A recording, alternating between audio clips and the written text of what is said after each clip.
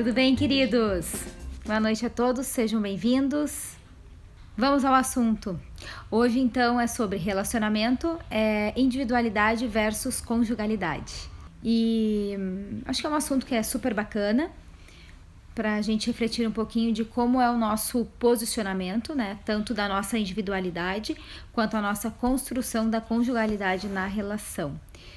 Vocês já pararam para pensar um ponto que na nossa vida, quando a gente mantém uma relação amorosa, nós sempre temos a nossa parte, que é a nossa individualidade, e também temos a conjugalidade. E qual que é o maior desafio do casal, né? É criar essa conjugalidade, que é a intersecção, seria a intersecção, né? Então aqui tem uma parte que seria a minha individualidade, aqui a individualidade do outro, e tem uma parte que é o que torna a relação, que é a conjugalidade. Então, é sobre essa parte que a gente vai falar hoje, tá bom? É da individualidade e a conjugalidade dos relacionamentos, certo? Vou começar por individualidade, porque a individualidade, ela é um ponto que eu acho que é mais, digamos assim, mais simples de compreender, até porque na maioria das vezes, né, o que a gente mais encontra são pessoas mais individualistas, né, focado muito mais na sua vida, nos seus prazeres, nos seus desejos, naquilo que eu gosto pra mim, né, naquilo que eu quero para a minha vida, e não necessariamente naquilo que eu espero do outro. Então, assim, a individualidade, ela tem muito a ver. O que vocês pensam aí sobre a individualidade? Acho que é melhor, pra gente conversar um pouquinho mais. O que vocês pensam sobre a individualidade, gente? Tudo que eu faço, pra mim exclusivo, acho essencial ter um espaço só pra nós, individualidade, fazer suas próprias coisas, si próprio, não depender do outro, ter um tempo pra si, isso. Então, gente, olha só, individualidade, né? Fazer as coisas que ama é excelente. Individualidade é diferente de ser individualista. Individualidade é justamente isso que vocês estão fazendo, fazer aquilo que eu gosto, ter o meu espaço, ter a minha dependência, ter a minha autonomia para eu fazer aquilo que realmente eu gosto, que faz sentido na minha vida e que representa os meus valores e princípios de vida. Perfeito, Paula. Minha intimidade, excelente. Individualidade também é a minha intimidade. Também é ter privacidade, sentir prazer estando sozinha, sem depender do outro, excelente. É aquele seu momento que é nosso, que a gente sente. Perfeito, gente. Então, isso é individualidade, tá bom? Como que eu vou compartilhar um pouco da minha individualidade para criar a conjugalidade? E a conjugalidade, gente, ela é criada através do vínculo.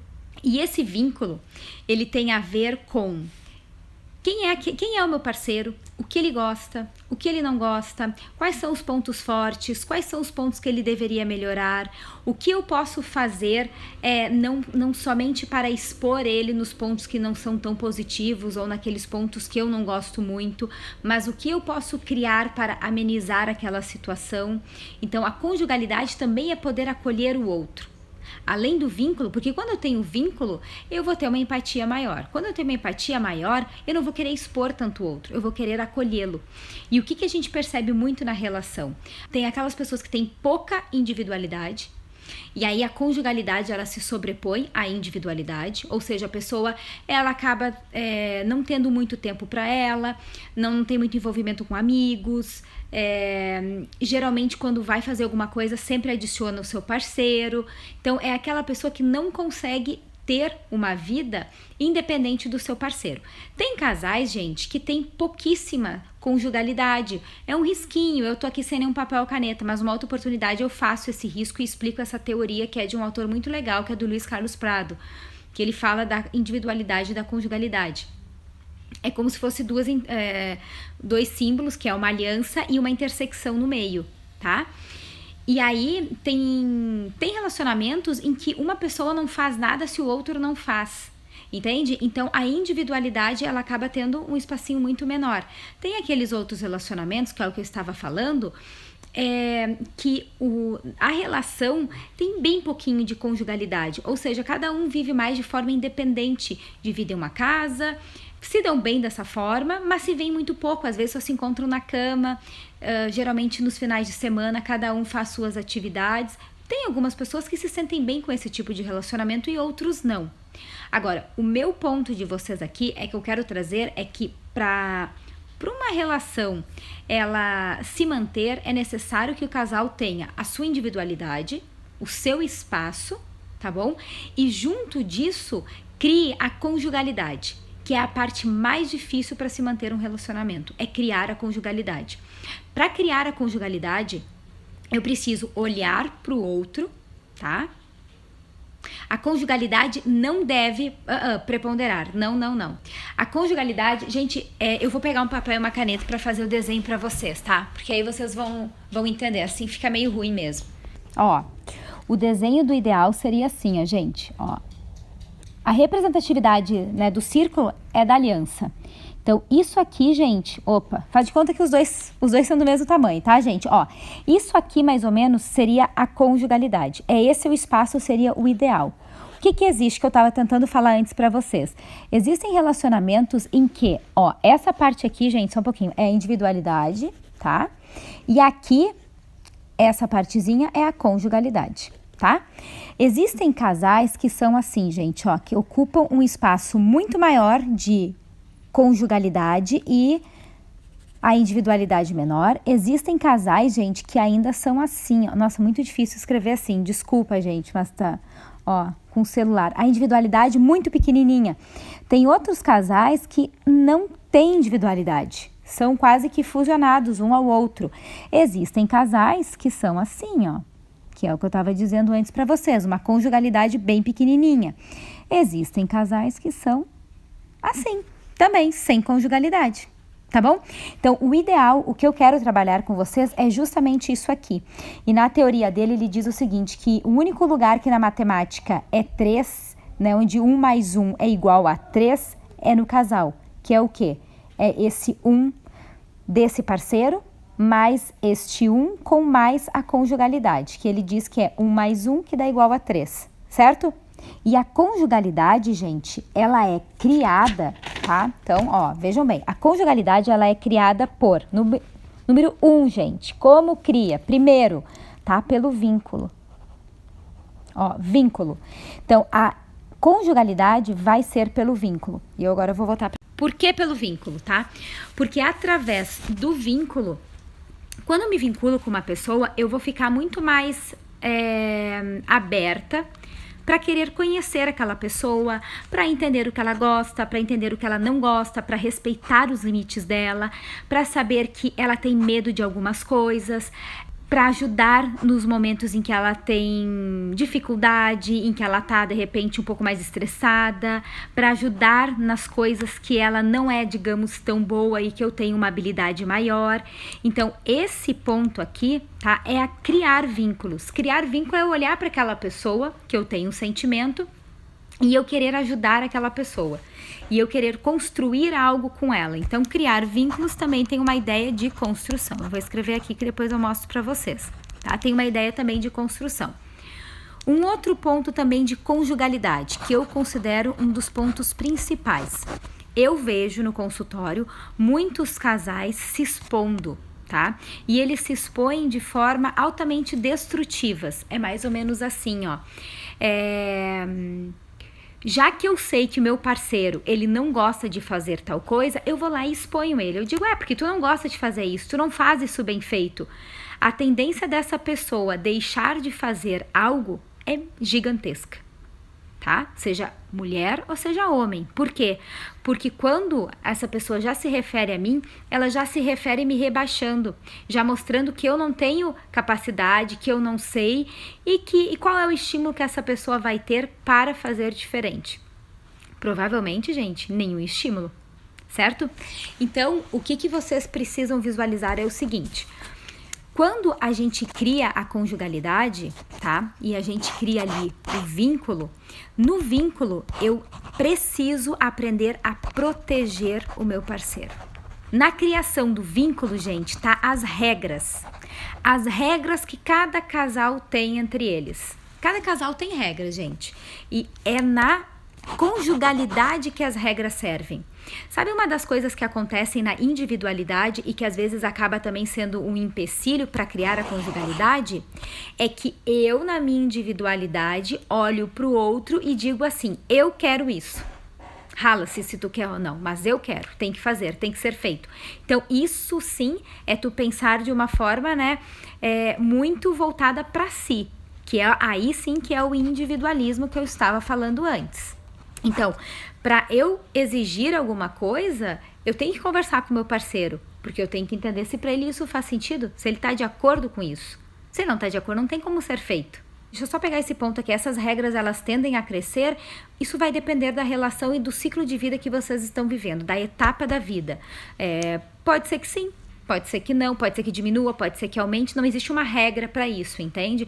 Mas ela é sempre importante ter as regras estabelecidas. Tá bom? Então, vamos um pouco mais adiante. Então, a conjugalidade é criar o vínculo, é proteger o teu parceiro, é criar regras. E o principal, gente, não é expor o seu parceiro, é ajudar o outro nas suas dificuldades. Então, se tu sabe que tem coisas ali que o teu parceiro ele não é bom, a tua parceira não é boa, ajuda ao invés de criticar. Tem gente que diz assim, o fulano é maravilhoso nisso, e fica jogando outras informações para ver se o parceiro ou a parceira pesca, né? Para que ele absorva essa informação. Gente, na relação vocês têm que ser claro com os outros, muito claro, jogar limpo, justamente para que vocês consigam construir algo que seja verdadeiro. Na conjugalidade, gente, entra um outro ponto que é muito importante, que são valores e princípios de vida. Então, por exemplo, assim, não adianta nada, por exemplo, tu escolher casar com uma pessoa que não quer ter filho se tu quer ter filho. Se um dos teus valores ali é ser pai ou é ser mãe, e o teu parceiro ou parceira não tem esse desejo, vai ser muito difícil construir essa conjugalidade. Porque já vai ser um dos princípios e valores que já vai ser quebrado, que vocês não vão conseguir ir para frente e crescer com ele, porque vão sentir necessidade, vão sentir falta disso. Sim, sou casada, tá? Alguém me fez uma pergunta ali, sim, sou casada. E já há muitos anos, gente. E confesso que construir a conjugalidade é uma tarefa que exige bastante dedicação. Então, falo também por experiência própria. A pergunta, então, aqui era, né? E quando o parceiro não está de acordo, né? Com nada, vocês vão precisar conversar para alinhar o que é que está acontecendo, que o parceiro não está de acordo com nada e também não manifesta nada, né? Porque é interessante, tem gente que não está de acordo com nada e também não contribui com nada. Ok, então tem que conversar, provavelmente alguma coisa deve ter. Ou, gente, tem vezes que também é um padrão de repetição familiar, né? A forma como ele aprendeu a se relacionar é ficar quieto, é não se comprometer, é não fazer nada.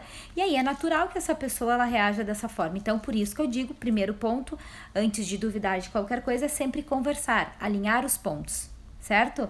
Gente, quando a pessoa não aceita ajuda, não tem o que fazer, não tem o que fazer.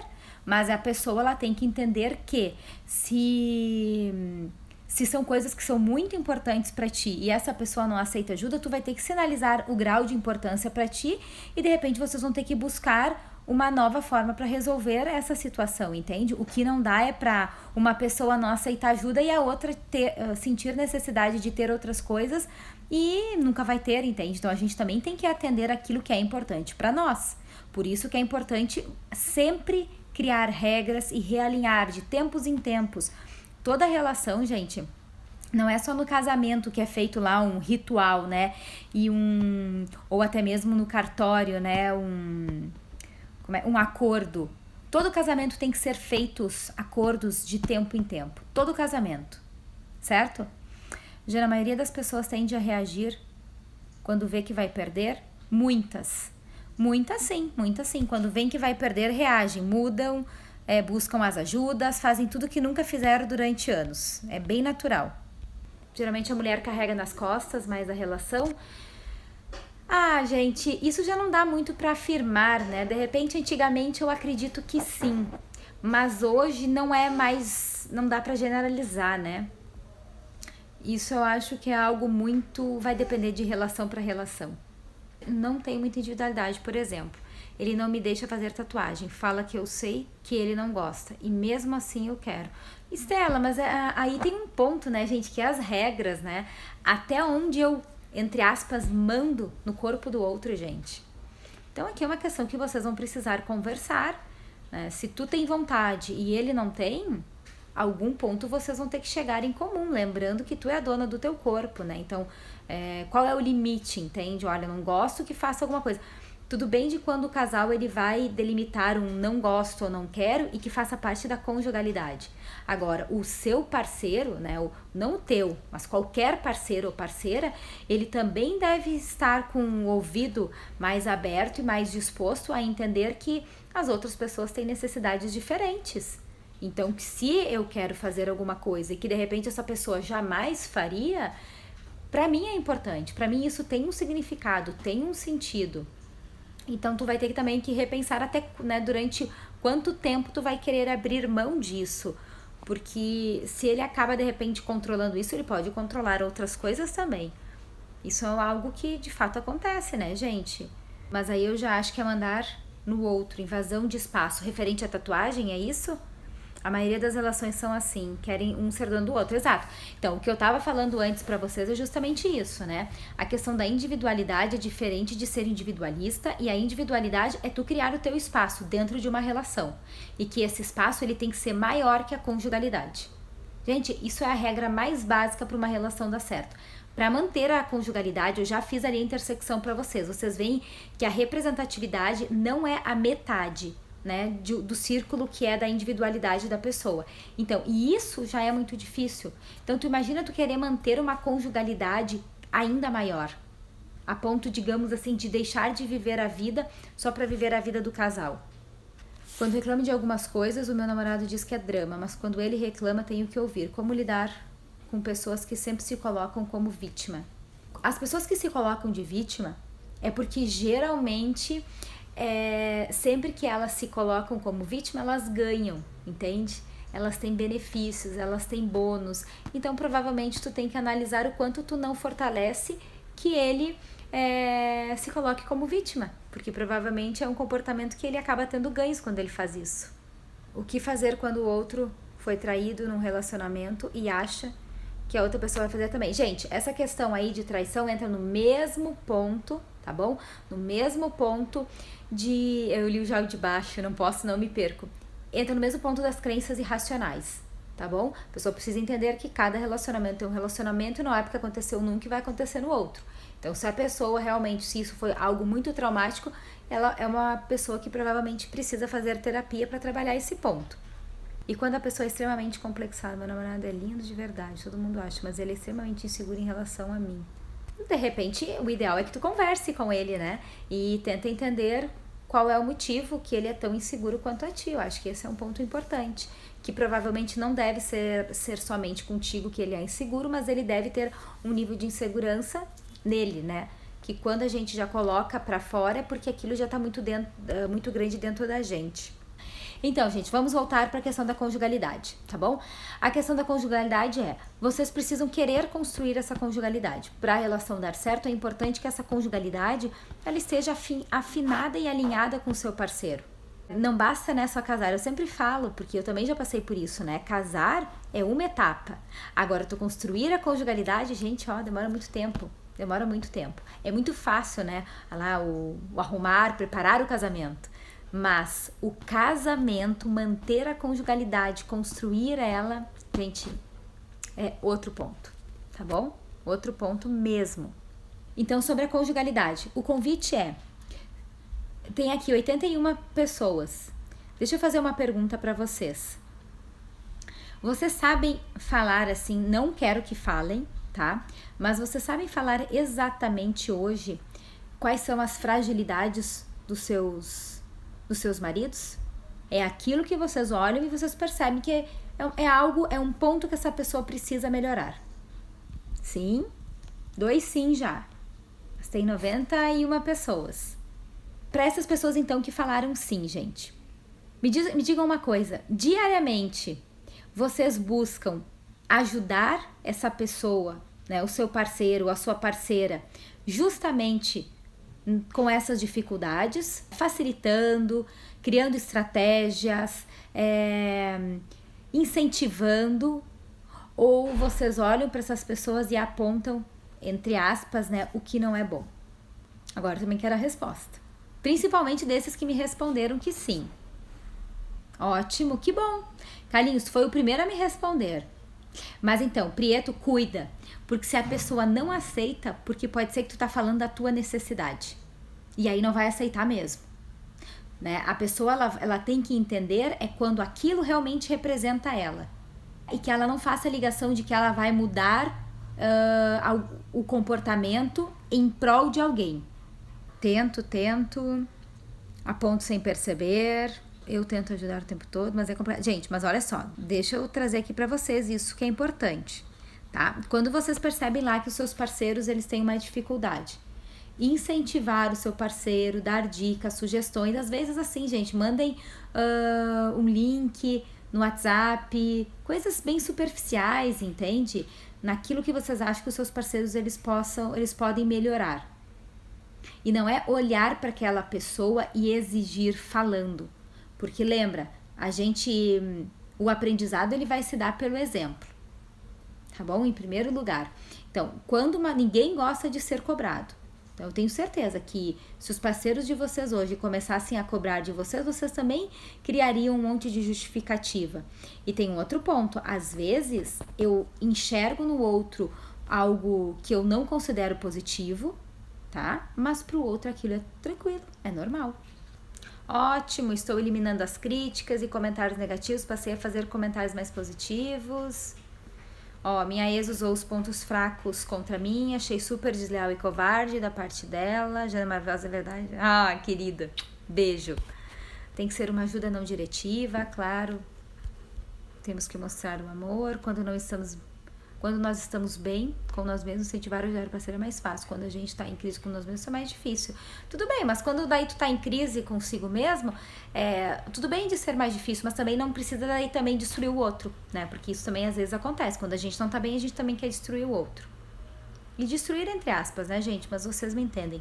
Mas o meio termo disso é que é difícil. Exato, tem que ter um meio termo.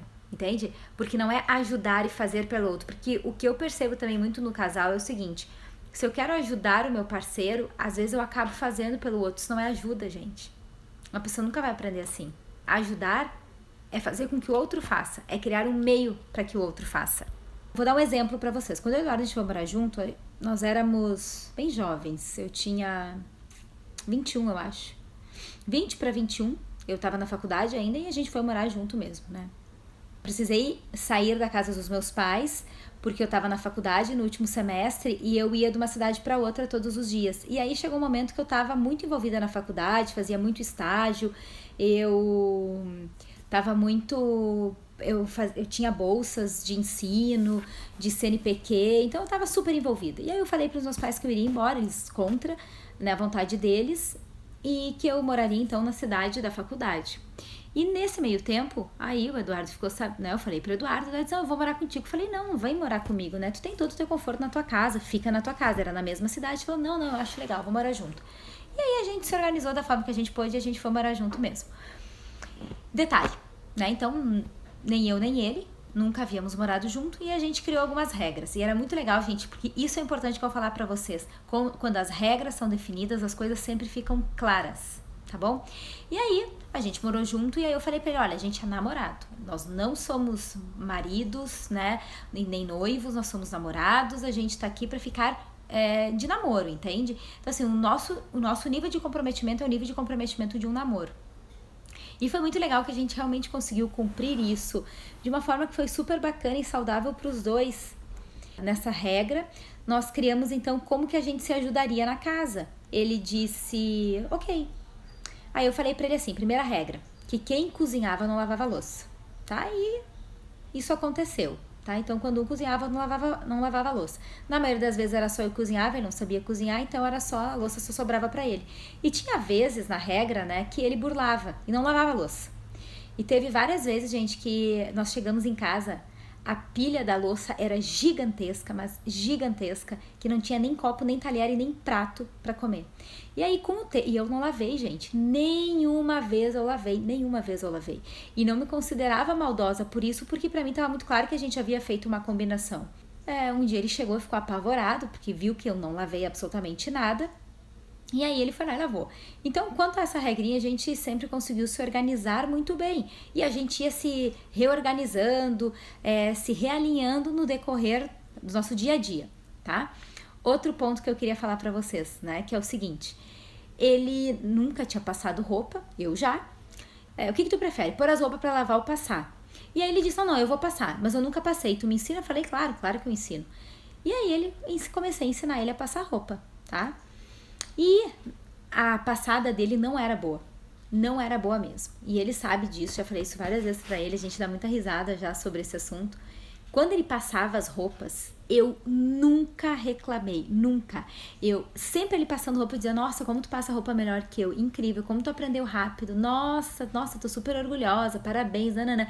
Eu saía com a roupa amassada, ele saía com a roupa amassada, gente, é uma loucura. Inclusive, ele chegava às vezes na casa da mãe dele, e a mãe dele fazia ele tirar a camisa pra ser passada, entende? Então, assim, e eu falava, não, mas tá super passada, não, mas vamos arrumar aqui melhor.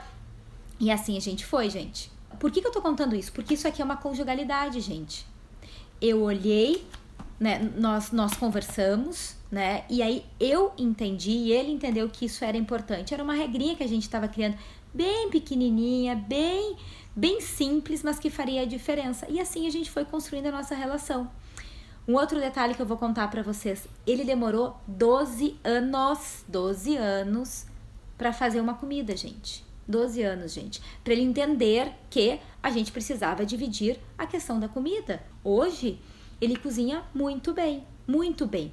Qual é, digamos assim, o que é que ele precisa? Às vezes eu posso dizer assim, tu pode fazer isso, pode colocar esse tempero, eu mostro, eu não digo, faça desse jeito. Então percebe, gente, que isso é uma questão de tu olhar pro teu parceiro, pra tua parceira e potencializar aquilo que ele tem, aquilo que ele tá fazendo. Porque se ele tá fazendo, pode ser que não seja do teu agrado. Pode ser que tá muito aquém do que tu gostaria, da forma como tu gostaria que fosse feito.